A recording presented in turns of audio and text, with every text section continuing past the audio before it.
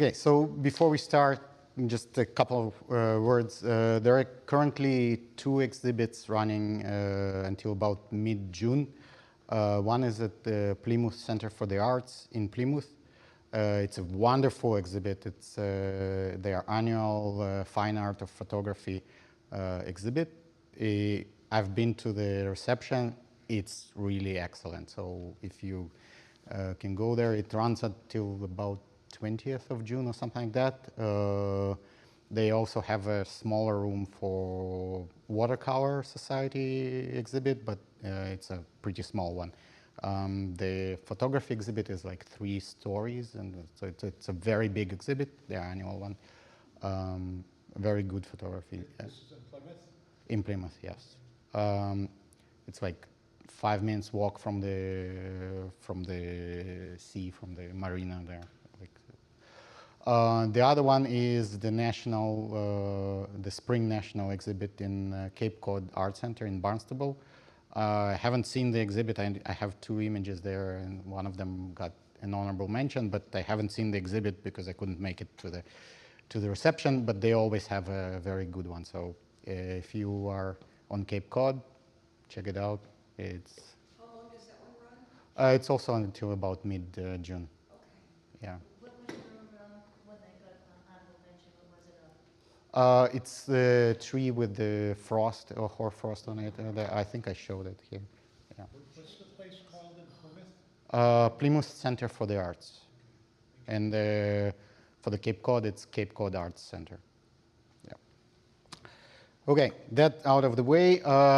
Today I'm going to talk a little bit about using Photoshop to blend stuff, and also to add some Orton Glow to your images. We'll talk about it in a second. For people who are using ON1, or based on what you guys presented last time, it should be very applicable because of the way that you showed the layers and stuff like that. You'll see that it should translate pretty well. So first, what is Orton effect? Let's start with that. The definition is an effect that gives your image a soft glow, a type of glow. It's been around for a while. There are many, many ways to do it. I'm going to show you a couple of ways how to do it. We'll start with just implementing it in Lightroom. I'm a Lightroom person. This is not exactly, I usually don't do it in Lightroom. Although I am a Lightroom person, I usually do it in Photoshop because it gives you significantly more control what you can do. But you can do a basic Orton effect in Lightroom as well. And the way that you can do it is, so you have the image, you want to apply a mask. Basically, you want to apply a mask that covers the entire image. So there are several ways how you can do it. The simplest one is to do a brush, make the brush very big, and just cover the image. My flow is low, sorry. So we just want to cover the entire image. Just basically select the entire image. You can do linear grad filter or whatever. The point is to cover the entire image with this selection. Okay. Now that we have it, why is it not selecting everything? There are some areas there. Let me lower this. Okay, so now it's okay. Now we selected everything. Now we don't actually need the brush. From here, you want to go with the settings for your brush. Scroll down below the curves. You want the dehaze one. So you apply a negative dehaze. You can add negative clarity as well, but that kind of depends on the image. The image here you will see it changes. We're not done yet, so it's going to be. Let me apply it strongly so you can see it better. So then, so what dehaze, negative dehaze does is adds like haze, basically as it implies, as a haze. This tool was put into Lightroom to actually to do positive dehaze. So if you have an atmosphere in your image or fog, it will remove it a little bit. So we actually want a little bit of that to, we don't want our image to be super sharp. Then you go up, you can increase the exposure a little bit. You can decrease contrast and maybe bring up the whites. So now that's the effect, but we don't want, the effect is the shadows don't glow, right? So what glows is only the highlights. So if you want to apply that, what you need to do, you need to intersect your mask with the brightest areas, so with the highlights. So the way to do it is you right click on the mask, intersect mask with a luminance range. Now here is your luminance range at the top. Right now everything is selected. You have the two anchors, the triangles, not exactly triangles, but the ones at the bottom, those are the edges of what is selected. And then you have the two handles here on the sides. Those are the smoothing, that the feather of your effect. So so right now we want to deselect the shadows. We want to deselect the dark parts. So on the right, like in your histogram, on the right is the brights, on the left is the darks. So we want to take, and let's show overlay so you will see what happens. So you basically start, sorry, the other way. So the triangles is the feather, the handles are the edge. So basically I'm deselecting the dark areas and only the bright areas remain, right? So now if I turn off the overlay, and this is too much, obviously. We can handle that in a second. But just to turn it off and on, what is happening? Overlay shows you the mask.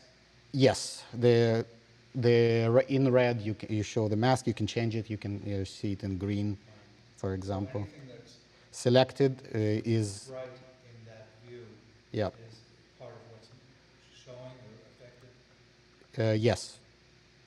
Everything that in green is affected right now. So we can kind of narrow it down. And then let's deselect. So this is way too strong. And then here at the bottom, you have, at the top of the mask controls, you have the amount. So right now it's a full effect. You can decrease the effect to where it starts to look okay to you. And then again, this is off, this is on. Look at the water, what is happening in the water. You see it getting brighter, getting a little bit glowy. If you don't like it in some places, you can always subtract brush, lower the flow. Flow means every pass of the brush. Like right now it's at 30%, so every pass of the brush is going to do a 30% of the entire effect. So if we want to remove, in some places more than in others, you can kind of pass a few times. And then in this case, I want to put the feather to maximum. And let's say I want to remove this area a little bit. Or let's say this is a little too much.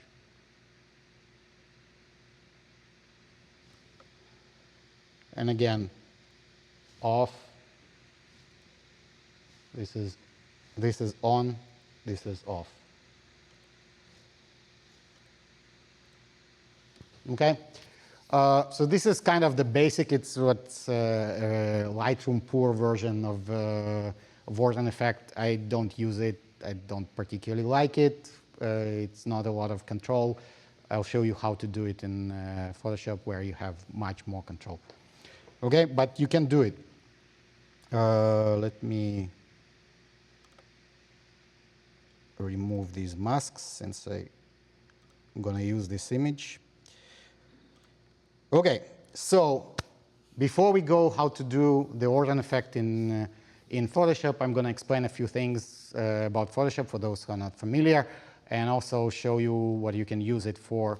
And the first thing that I use, one of the first things that I use Photoshop for is to exposure blend, for example. So if you have, for example, I have two images here. This one, you can see here the details on the right. It's a 15-second exposure. You can see here there's 15-second exposure, so it's a pretty smooth area in this in the pond, right? And then I also have a half-a-second exposure, so you can see the pond is different. It takes a little bit of a while here because I'm running screen recording, so it takes a while for computer to react. So you can see here in the pond it's much less smooth, but I like the water, like the waterfall in the half a second. So I tend to shoot waterfalls around quarter second to half a second. This way you still have the details in the flowing water, but it's not like individual drops and stuff like that. So I want to blend these two. So this is my main one, but I also want to add the pond a little more smooth, right? So the way to do it is you need to open these two images in Photoshop as layers. So you select both of them. You press Control while you're selecting, right-click, edit in, and here you have an option, Open as Layers in Photoshop. And it will open an image in Photoshop that will have the two images as layers. Now, it will automatically create a TIFF file that when you close and save it, it will automatically be imported into Lightroom into the same folder where your original image is. It will just appear as a copy, and it's going to be a TIFF file that later you can open, and it will save all the information, all the layers that you used, whatever you did to it, so you can add stuff later and stuff like that. Okay, so we have these two images. So before we go into explaining how to blend stuff, first of all, need to explain some basic concepts in Photoshop. In Photoshop, you have layers and you have effects. So layers can be either pixels or effects. So pixels means information, means either image, or if you do dodging and burning on or color layer, that's information, that's pixels. Another type of layer is effects. So here at the bottom you have like a circle with a half circle. That's the different options. So, and it's pretty standard effects like brightness, like contrast, color gradient, and other stuff.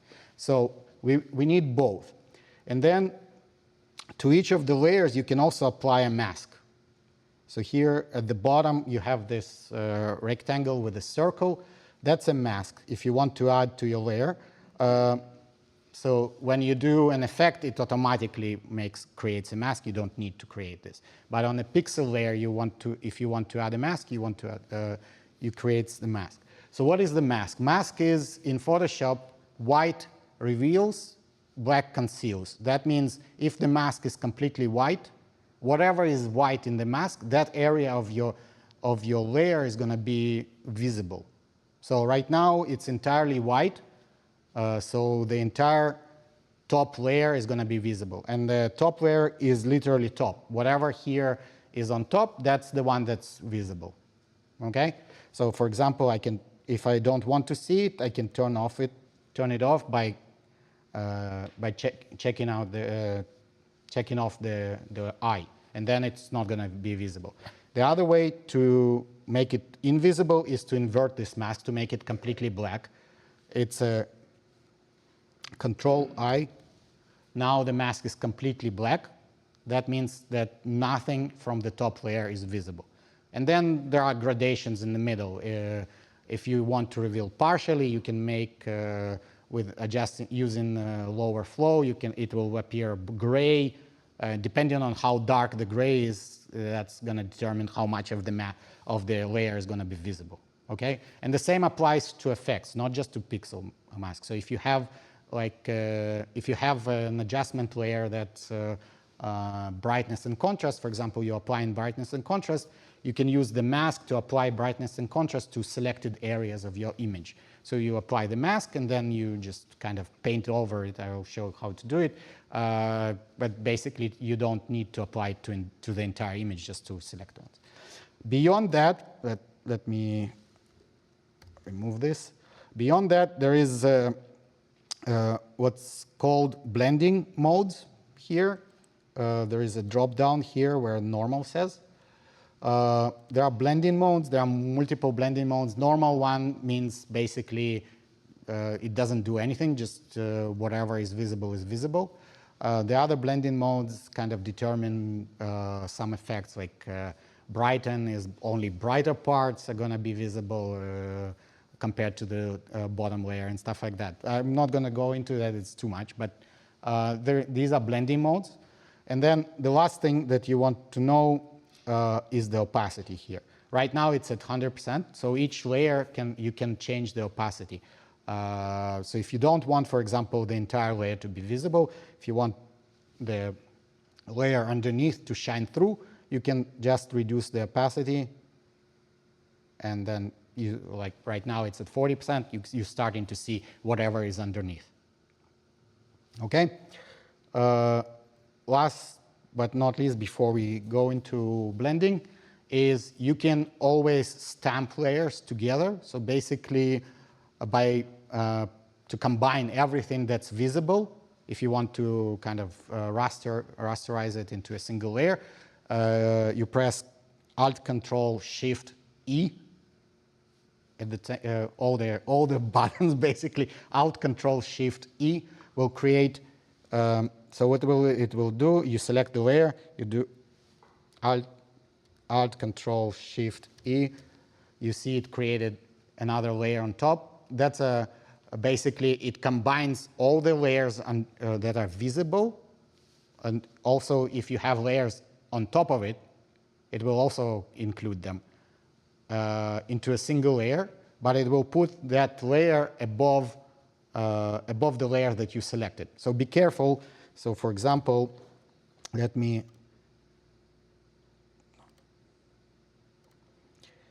add brightness and contrast layer. So for example, adjustment layer, I make my image brighter, right?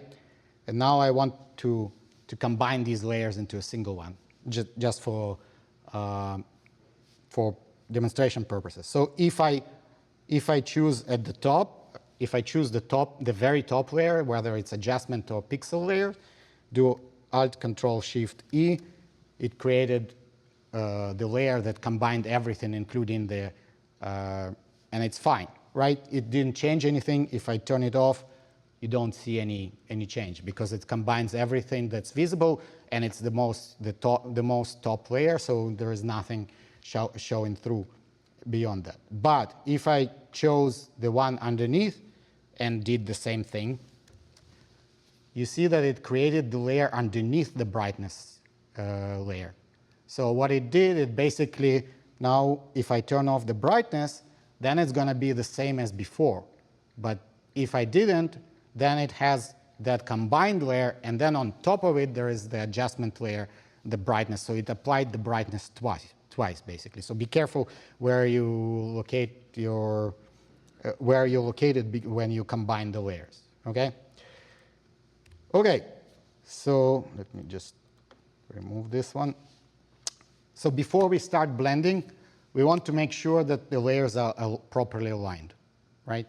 In this case, I shot on a tripod, so it's probably pretty well aligned, but you want to make sure, even if you shoot handheld, you want to align the layers before you transfer so there is no artifacts. The way to do it, you select both layers, and then you go to Edit, Auto Align Layers, and there are several options here. Those are for creating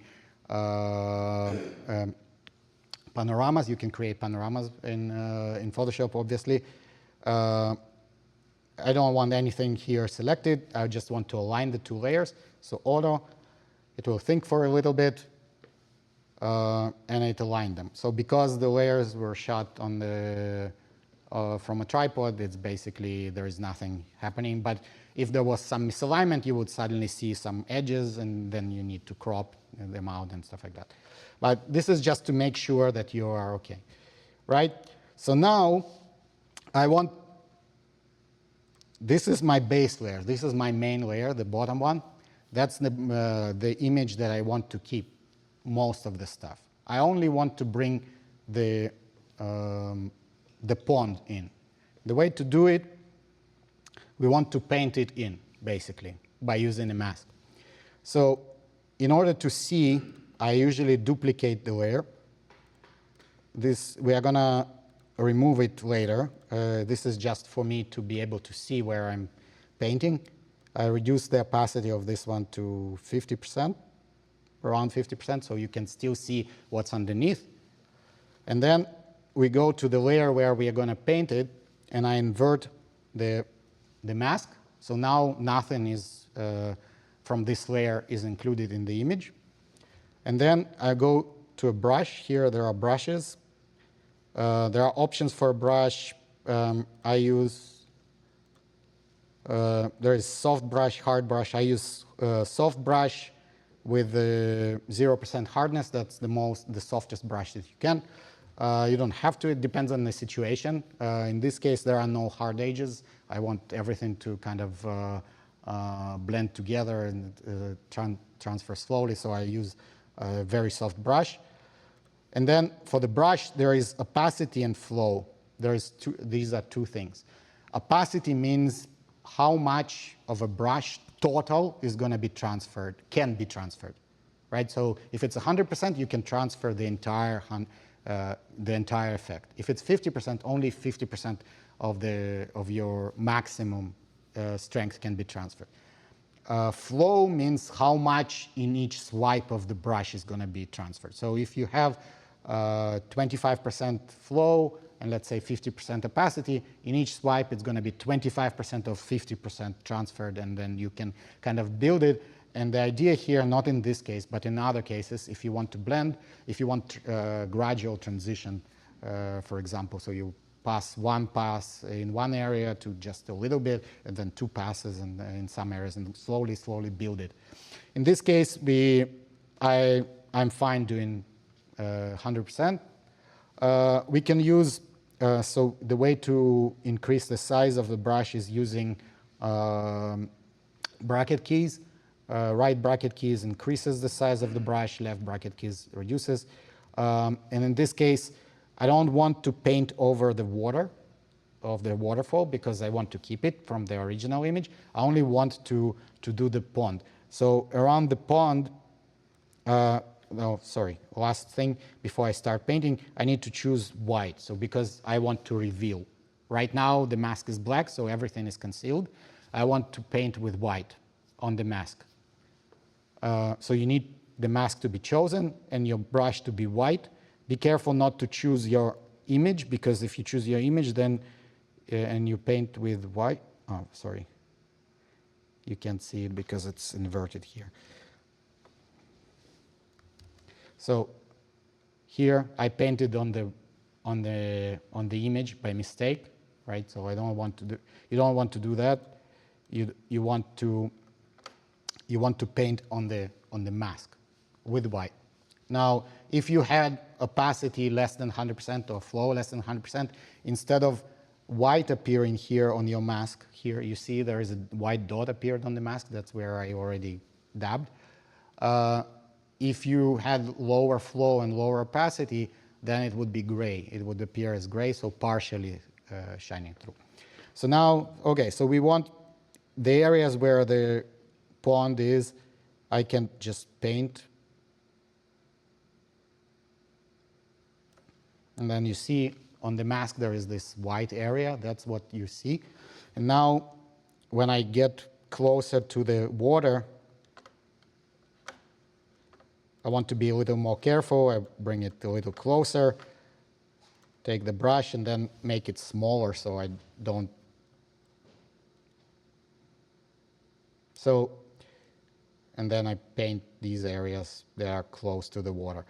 Now, you need to pay attention that your brush is not just the size of your circle that you see on the image. Because it's 100% feather, it's going to affect a little bit outside the circle.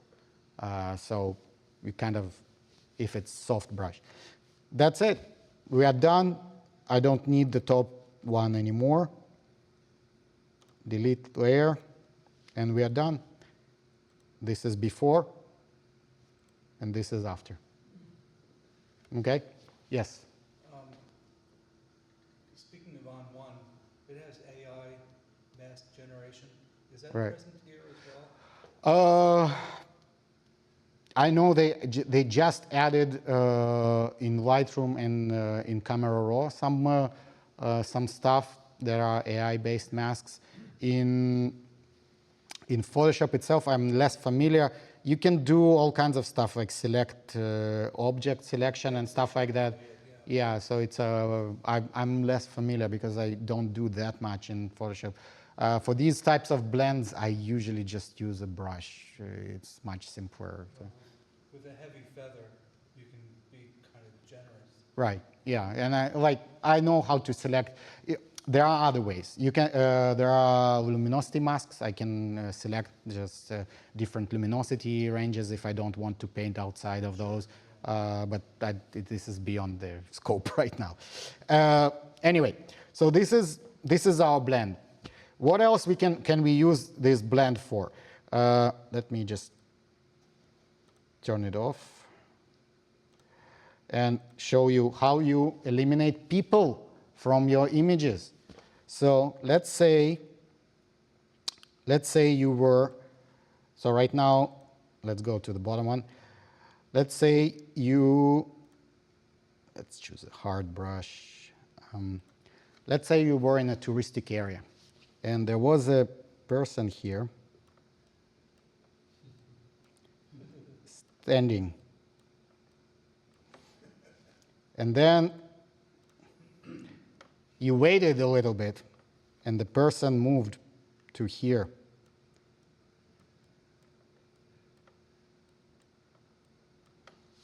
Okay? So you want to eliminate the person from your image. This is obviously simplistic, right? Let me turn back off our mask. So now we still see because there is no white on the mask in this area, you still see the person from the previous image. But you can just go and with a brush, go to soft brush, make it. I keep trying to choose it on the computer here. Just go to that area where there is the person in the bottom image, but there is no person in the top image, and you just brush that top area in. So if you are in a touristic area and there are a lot of people, take enough, and there is always people. You can't get in a moment where there is no people. Just take a lot of images where people are in different places, not always in the same place. And then you combine by kind of finding, in this image there is no person here on the right, in that image there is no person here on the left. Just kind of brush them in, and that's a way to combine this. Okay, Orton effect, finally. So the way that we want to add the Orton effect, first of all, we want to create that stamped layer on top of everything. So that will include everything underneath, everything visible. So Alt Control Shift E. That's the layer that combines everything underneath. Now, right now, you want to apply a filter. So you go to Filter, you go to Blur, and you want to apply a Gaussian blur to your image. the radius of the Gaussian blur, you can change it. I don't know how much effect it has. As a rule of thumb, I usually use the amount of pixels, megapixels that you have in the camera, in your sensor. So my camera is 33 megapixels, so I use 33 here. It's kind of like I heard that it's like the rule of thumb. I don't know how much it really matters. Okay, so now everything is blurred. Don't worry, this is right. Everything is okay. You want to switch the blend mode to, there are several ways. One of them is to switch the blend mode to lighten. Lighten means that it will make the darker area brighter. So basically it will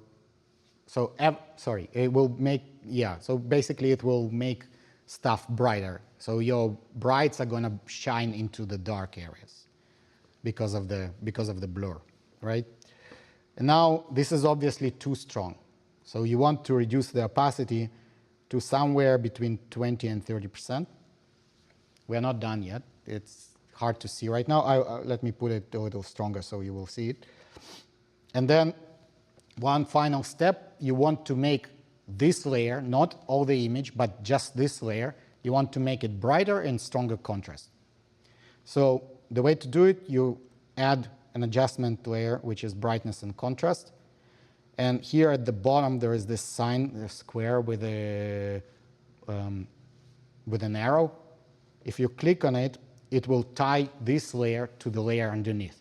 So if you go back to layers, you see there is this arrow from the adjustment layer. That means it's tied to the layer underneath. So it will affect only the layer underneath, not everything, right? Because if I didn't do it, if I didn't do this, and I increased brightness and contrast, this is what happened. But if I do it to the layer underneath, this is quite different, right? So you want to tie it to the layer underneath, and you want to put your brightness to about plus 20, and your contrast to about 80.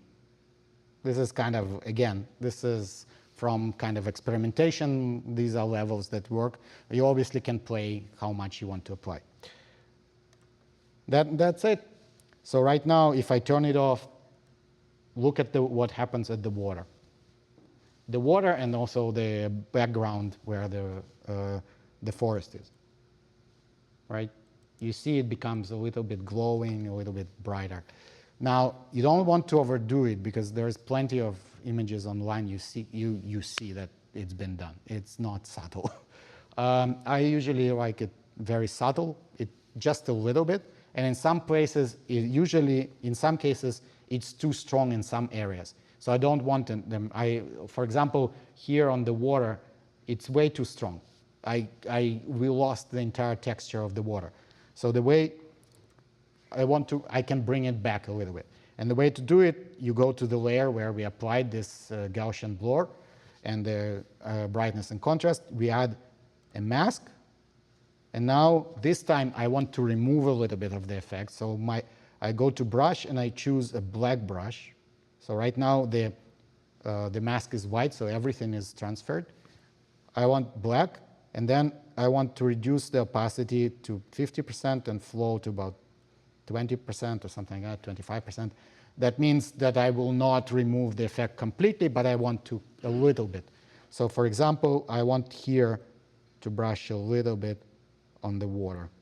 And then maybe this area I don't want at all. So here I can do opacity to 100% and just brush it. Okay, so you see on the mask here, if you see, in the area where the water is, it's gray. That means I removed it a little bit. And then in the area above it where there was the forest, it's black. That means it's completely concealed, the layer underneath. And basically this is to taste at this point. It's like kind of subjective how much you want to do it and how much you prefer the texture. But you can definitely see the glow in the water and stuff like that. So if you have a lot of white stuff in your image, you will see like white and also bordering on darker areas that you will definitely see it. Okay? So, and then when you save it, close it, it asks you if you want to save. Yes, it will save it as a TIFF file with all the layers. Next time you open the TIFF file from the, so if you go to Lightroom back, it created, where is it? Yeah, this one. It created a new TIFF file. If you go and edit in Photoshop, it will ask you whether you want to edit the original. Original means that it will open it with the layers the way that we asked. If you want to edit a copy, that means if you want to preserve this one, but you want to maybe do experiment and do some changes, it will create an additional copy in Photoshop, still maintaining all the layers. And the last one is a copy with Lightroom adjustments. This one, it will rasterize everything.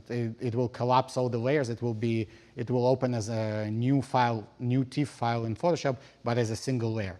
So that I usually don't use it unless after I'm done in Photoshop, unless I applied additional stuff in Lightroom, then you want to open it as with Lightroom adjustment because you want those adjustments to transfer to Photoshop as well. Okay? Questions? Yeah, you were talking about opacity and flow. Yeah. And you said the opacity is 50%, flow is 25. So each pass of the brush would add 25%. 25% of 50%, so it's about 20%, 12%. So the 50% is going to be the maximum that's transferred. So if you brushed over like 10 times, it would never go above 50%? 50, yeah. So yeah, the opacity dictates how much of an effect total can transfer, and then the flow dictates how much in each swipe. Okay. Let's do one more example. I have these shots from North Carolina, and we want to kind of spice it up a little bit. Let me just show them. So basically, I have these, it doesn't show the, so this is the edited image. I have multiple ones. So I have, you can see I was shooting multiple images. So you have different waves. And then you also see there is this foam, ugly foam, next to the wood. So I would like to combine some of the waves to create a little bit better effect. And I also want to remove the foam. So this image, for example, doesn't have the foam here, but it also doesn't have a wave. So I want to combine these images together. So let's say we want to combine this one, and maybe this one. We want to, again, edit, open as layers in Photoshop. It will open all the 3 layers.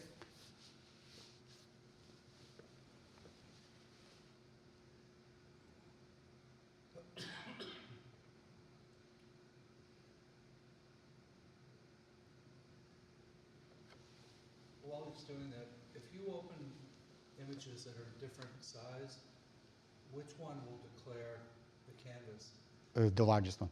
Whatever's biggest. Yeah, yeah, I think so. Might depend on the order it opens. Yeah, I'm not sure. I think, but you can move them, kind of. Yeah. Transform anyway. Yeah. Okay, so we have these 3 images. This is the top one. This is one underneath.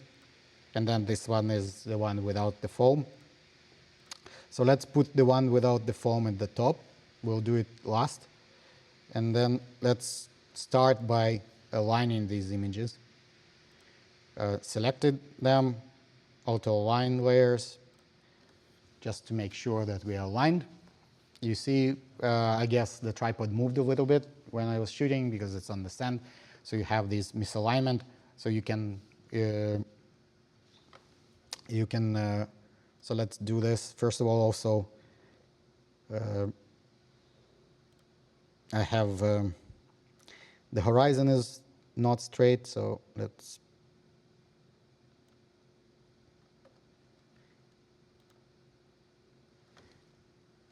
Okay, more or less straight, right? I can spend a little more time if I need to. Anyway, so okay, so let's turn off the top one. So we have these two layers. So this is the bottom layer with the widest wave. Then there we have the one on top of it, and then the top one doesn't have any waves, but we only want the area of the wood. So let's turn it off. So this one, I want to bring only this area of the wave into my image. So the way that I will do, like last time, duplicate the layer, make the about 50% opacity, then go to the layer that we are going to paint, add mask, invert the mask. So you can kind of, because of the layer on top of it, you can kind of see where that, that's why I created it. You can see where that wave is, right? I can increase opacity here so you can see it. See, this is the wave, and then this is the bottom one, is the wave on the bottom layer, right? So going to brush, we can do, in this case, you can do either 50% or 100% flow. Let's do 100%. You can do, this is a case where you can kind of play how it blends, and you can always reduce the effect by reducing the opacity of the entire layer later. So if you don't like the strength of the effect. Okay, so brush, we want white, and then we want to brush here.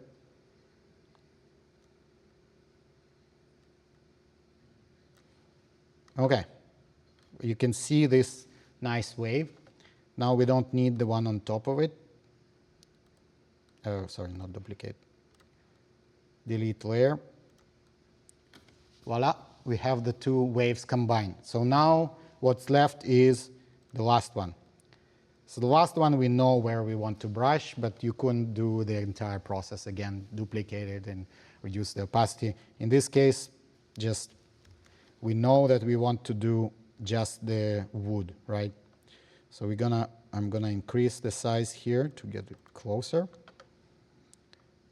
Take the brush, make it smaller, so it will just affect this area. And remove this ugly foam. And that's it. Fit screen, we are still missing some pixels, so maybe crop a little bit.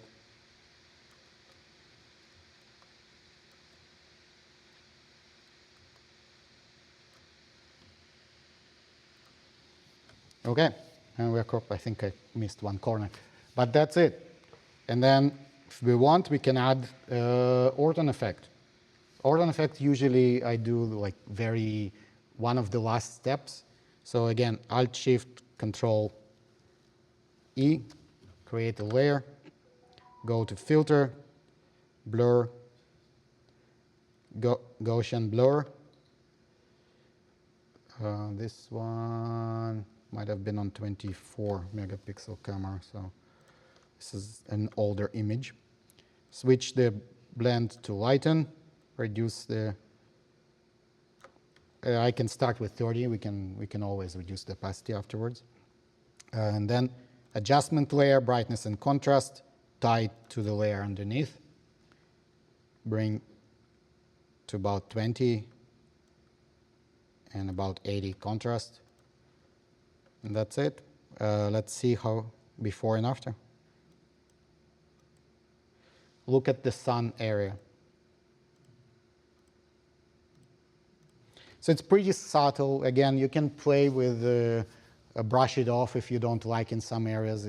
For example, in this case, I think it's a little too much in the sun area, so I would maybe brush it off or maybe reduce the opacity overall. And kind of, it's to taste in the end, right? So basically, in this case, let's add mask and go to black brush, and then reduce the opacity to about 50%. and flow to about 20%. Make the brush bigger here, and then brush it off a little bit.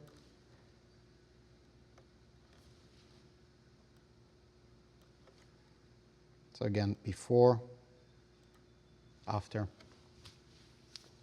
and we are done. And then save it. It will save all the layers. And if you don't like it later, come back, and everything is non-destructive. You can always go back to those layers. Well, the stamped layer is kind of destructive a little bit, but we only created it for the Orton effect, so that's okay. But so Photoshop, some stuff is partially destructive, let me put it this way. Okay? Questions? I had a question that has more to do with Photoshop and the saving. Sure. Let's say you do something that is processor intensive. Yeah. Like a big sharpening job or something. Yep. And then you save it. Is it saving the modified image, or is it saving the instructions to make that image? And there's a So Photoshop, hang yeah. on, before you answer. When you open it the next time, does it have to redo all of that? I don't think it needs to redo all of that, but I think it saves. So Photoshop is partially destructive, so that it saves actual TIFF file with the information. I don't know. The Lightroom, I know for certain it doesn't alter your raw image or JPEG. It saves only the instructions. So if you created like masks or sharpening, it only saves as a small file instructions. Photoshop. So when you open it again, Yeah, no, it doesn't need to redo it, but it kind of runs in the background. If you had like a AI mask somewhere and suddenly something changed in the image and it can no longer find the mask, it will show you that you can find the mask and you can update.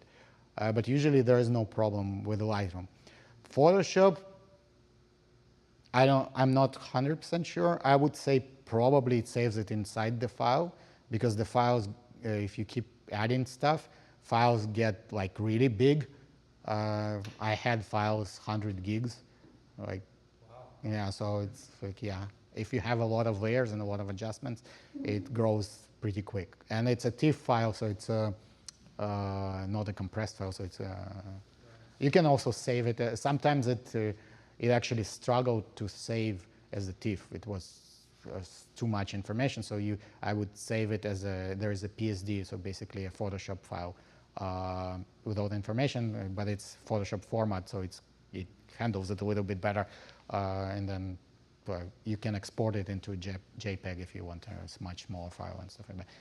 And the interesting thing is when you export it, the size is normal. Like it's not bigger than usual. Maybe a little bit. It's only kind of depends on your megapixel size and stuff like that. But the Photoshop file, the TIFF file, can be quite big and quite heavy.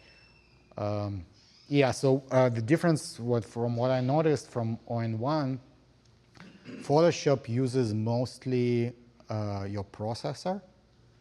There is an option to turn on GPU accelerator, so it will use the GPU in some cases, but it's mostly processor. ON1, all the AI stuff is mostly GPU. All GPU. GPU. So it's If you have one. So it's a different. There is a big difference in that respect. So because processors, even older ones, older computers, still have decent level of processing, but the big thing here is they are RAM intensive. So you really want to have a good amount of RAM. Otherwise, my computer at some point starts to kind of stutter. Yeah. Not as bad as with video, but with, yeah. Other questions? Yeah, I apologize if you answered it, implied it in that answer, but if you save it as a TIFF, you get all the layers, etc. If you save it as a Photoshop file, don't you get the same? Mm-hmm. So Yeah. Why TIFF? I think its definitions, it automatically creates TIFF when you transfer from Lightroom. When you go from Lightroom and open it in Photoshop, it automatically creates a TIFF file rather than a Photoshop file. So I never bothered to change. I only change when it asks me to. Like, I guess you could. It's just duplicate files, basically. With the Photoshop file, I don't know if it automatically imports it back into Lightroom. There might be some definitions that you can change. You can import it. You can import the Photoshop file, but the few times that I had to do it, I had to import it manually. TIFF is automatically imported into the same folder where the original raw file was. So it appears immediately in Lightroom. So, other questions? I'm not real clear on what the Orton or Orton Glow means. It's basically a slightly dreamy look, slightly glowing look. That's the definition. There is no like. Is it mostly using the luminosity mask? Well, in this case, I'm not using luminosity mask at all. I'm using instead of one of the ways is to use luminosity mask. Use a normal blend mode and then use a luminosity mask and apply it only to the bright areas. But by using a light and a blend mode, there you can also do some other blend modes that would work, like overlay and the other one, soft light, I think, would work as well. But instead, you can use normal and then just apply a luminosity mask and apply it to like bright swan or something like that. But basically, it's a softening by applying a blur to the image, but you want to apply it only to your bright areas. Like, and the way. A selective blur. Yeah, selective blur basically, and then you can modulate the strengths of that blur, and that's what creates this glowing effect. Yeah. Thank you. Okay. Anything else? Any questions? Okay. Thank you. Before you go, take 5 more minutes, okay? So I'm going to do some shameless self-promotion. So first of all, I've been starting doing more YouTube videos, so that's kind of where you guys found the video originally. I'm posting more videos on YouTube. I do live streams on Wednesday where I edit live.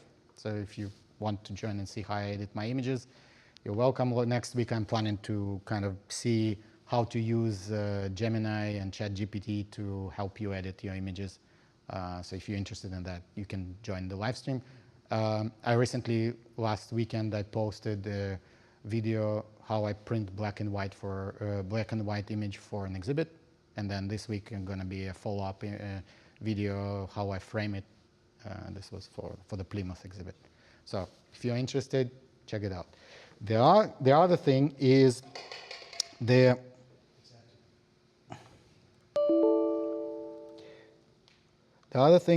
workshop, and that's I have some flyers there. Next year, June 2026, I, together with another New England photographer, Rick Berg, and the local Slovenian photographer, Luka Isenko, we are doing 2 back-to-back workshops, a week in the Dolomites and a week in Slovenia. So there are flyers there. If everybody is interested. This is a promotional video that I created for the Slovenian trip together from my footage and also from Luka's. Luka is a great guide.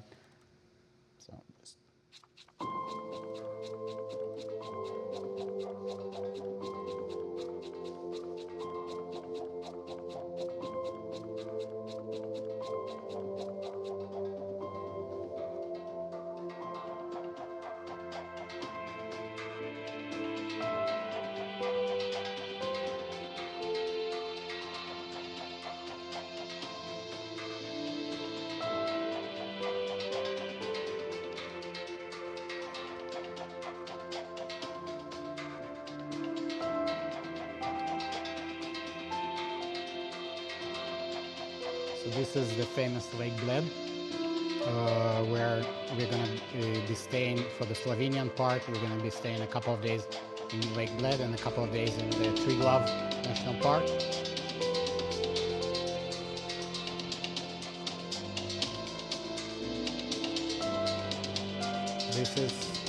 This was shot this winter, and this was like in the fall a couple of years ago.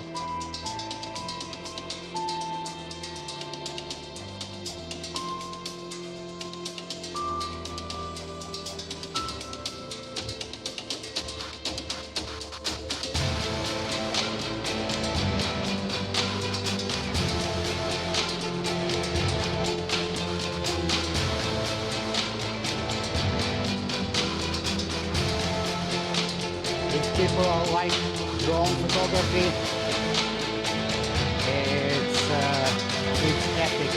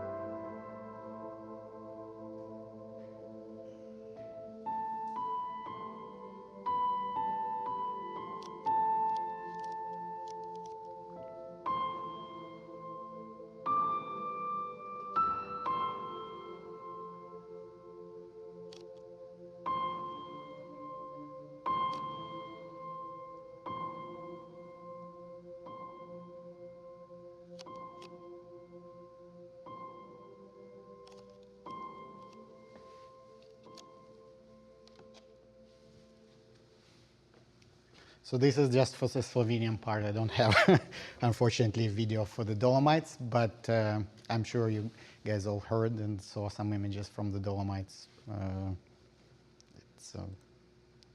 I have some images, obviously, but yeah, it's a quite amazing area. So I went twice already. So the first time was October 2023, and then I went in January, this January. So there is more to see every time, and I basically, yeah. So that's it. Beautiful. Thank you. Thank you.